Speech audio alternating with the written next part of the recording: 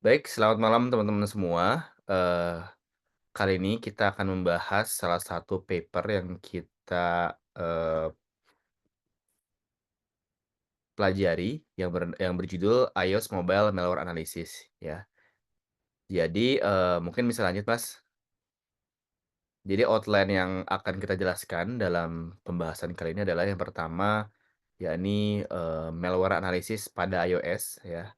Yaitu pengertian dan penjelasannya, lalu ada data dan sampel yang digunakan dalam penelitian ini, lalu metode hybrid, yaitu metode digunakan juga dalam paper ini, termasuk statis dan dinamis, dan konsep sederhana dari phylogenetic yang disinggung di dalam paper ini. Untuk memberikan waktu, silakan Mbak Novita untuk jelasan. Oke,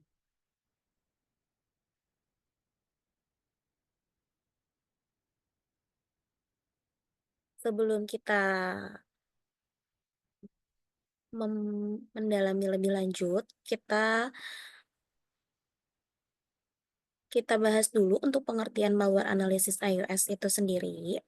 Nah, arti dari malware analisis iOS itu adalah sebuah proses untuk mempelajari dan memahami perangkat lunak berbahaya atau malware yang ditujukan untuk perangkat berbasis iOS seperti iPhone dan iPad ya. Simpelnya untuk analisis malware ini itu proses mempelajari dan memahami perangkat lunak berbahaya malware yang menyerang perangkat yang berbasis iOS seperti iPhone dan iPad. Ya, tujuannya dari analisis ini adalah untuk mengidentifikasi bagaimana malware berfungsi, cara kerjanya seperti apa, serta potensi ancaman yang bisa ditimbulkan pada sistem iOS.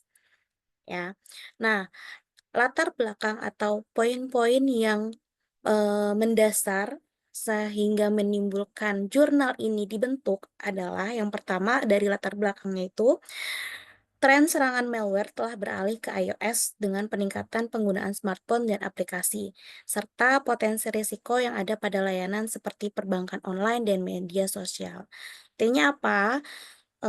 Saat ini serangan malware itu semakin banyak menyerang perangkat iOS, karena semakin banyak orang yang menggunakan smartphone untuk aktivitas penting seperti transaksi perbankan online dan media sosial. Hal ini yang membuat iOS menjadi target yang menarik bagi peretas karena data pengguna yang tersimpan di dalamnya itu bisa bernilai tinggi.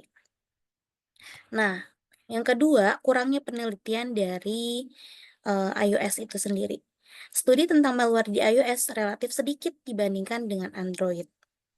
Ya, salah satunya kenapa iOS itu, eee, sedikit, apa namanya, studi tentang malware di iOS itu sedikit karena keamanan yang lebih tertutup sehingga sulit bagi peneliti untuk mengakses dan menganalisis malware yang menyerangnya.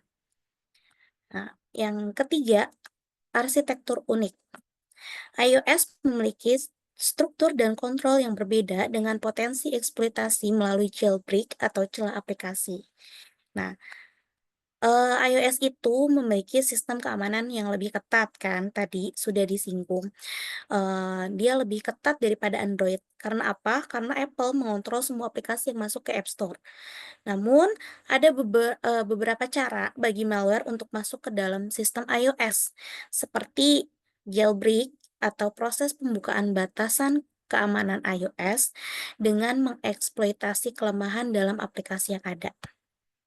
Nah, yang terakhir, tujuan dari jurnal ini adalah untuk mengembangkan model deteksi malware baru yang menganalisis behavior dari malware dan memahami evolusinya melalui pendekatan filogenetik. Ya, oke. Berikutnya ada berikutnya ada data dan sampel ya.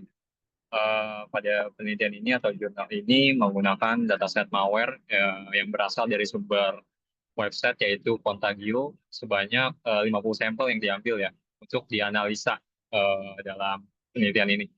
Terus yang kedua aplikasi nih untuk aplikasi yang dianalisa pada untuk menjadi data dan sampel di penelitian ini ada totalnya itu ada 150 aplikasi. Eh, dengan dibagi untuk beberapa kategori. Ada 3 kategori. Ada kategori A, yaitu 25 aplikasi media sosial dan juga 25 aplikasi perbankan online. Yang B, kategori B, ada 50 aplikasi permainan, dan juga kategori C, ada 10 aplikasi media sosial, 15 perbankan, dan juga 25 permainan. Terus yang ketiga, pengumpulan data ini dijalankan dalam lingkungan lab, laboratorium, atau virtual machine ya, untuk menganalisa perilaku malware, dan juga termasuk pengamatan terhadap file dan juga proses aplikasi iOS. Yang nomor 3 ini untuk dynamic analysis ya nantinya ya. Terus selanjutnya ada perbedaan nih dari metode hybrid, eh, eh, metode statis dan juga dinamis. Karena dalam penelitian ini menggunakan eh, metode yang hybrid, ada statis dinamis, untuk nantinya itu diharapkan akurasinya itu lebih baik ya dalam penelitian, dalam pendeteksian malware ya. Di sini ada definisi dari statis dan dinamis. Untuk statis sendiri yaitu melakukan analisa kode, kode sumber atau source code, dan juga biner tanpa menjalankannya. Untuk dinamis sendiri menjalankan aplikasi dalam lingkungan virtual machine. Yang kedua, cara yang dilakukan atau proses di dalam statis analisa. Statis ini menggunakan reverse engineering dengan menggunakan tools ada Pro dan juga Gaidra.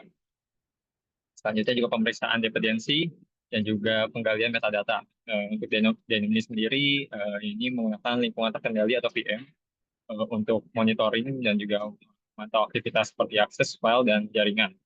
Terus juga terakhir ada debugging, menggunakan debugger untuk melacak alur eksekusi. Nah, untuk analisa statis ini memiliki kelebihan, yaitu cepat dan juga dapat mendeteksi kerentanan atau vulnerability. Sedangkan Dynamics ini menggunakan kelebihan yang terdapat kelebihan, yaitu mengungkap perilaku nyata aplikasi.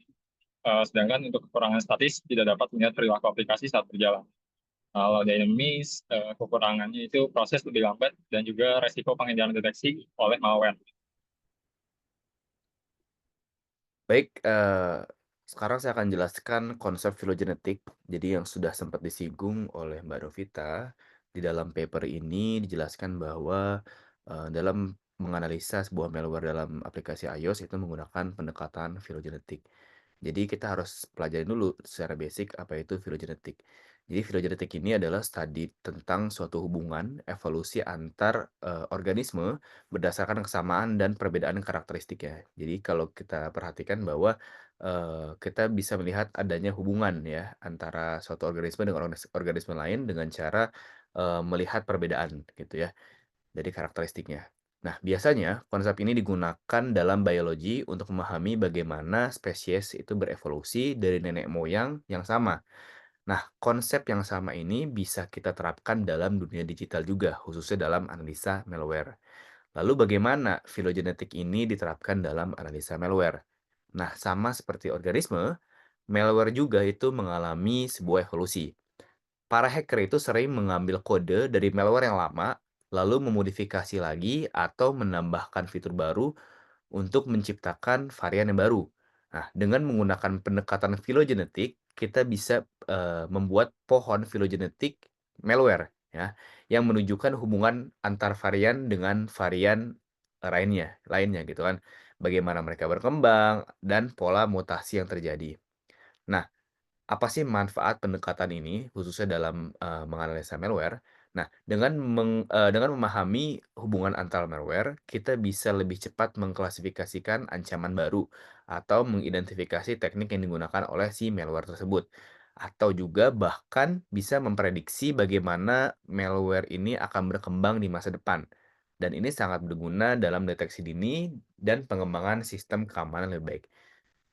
Ah, jadi memang kesimpulan dari penggunaan dan pendekatan filogenetik ini dalam keamanan cyber adalah untuk membantu kita memahami evolusi malware, khususnya tadi dalam yang dijelaskan di, eee, malware analisis dalam iOS ini. yaitu kita bisa mengelompokkan varian berdasarkan asal-usulnya dan mempercepat deteksi ancaman baru. Ini adalah salah satu metode yang sangat penting dalam dunia keamanan digital saat ini, khususnya dalam paper yang sedang dijelaskan saat ini.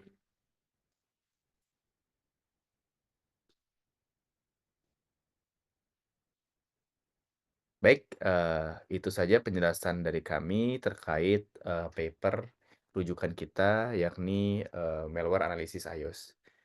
Terima kasih, selamat malam.